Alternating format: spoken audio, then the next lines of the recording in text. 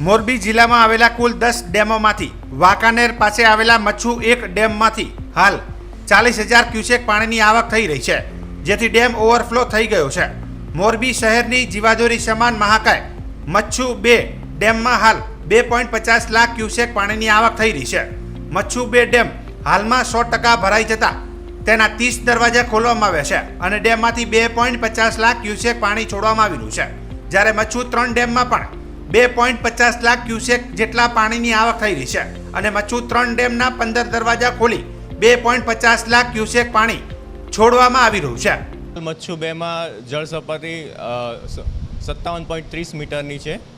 એમાં આવક ઉપરવાસમાં વધારે પડતા વરસાદના કારણે 2.5 લાખ જેટલું આશરે 2.5 લાખ ક્યુસેક જેટલું આવક છે અને એ જ આવકને આપણે 2.5 લાખ ક્યુસેકનું જ આવક કરીએ છીએ। એમાં આપણે કુલ 18 દરવાજા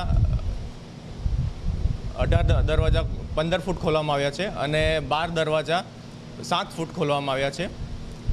એની સાવચેતી રૂપે મોરબી તાલુકા અને માળિયા તાલુકાના ગ્રામ્યજનોને સાવચેતી રૂપે ઉપર એમના સાવચેતીમાં સલામત સ્થળે ખસી જવા માટે વિનંતી છે।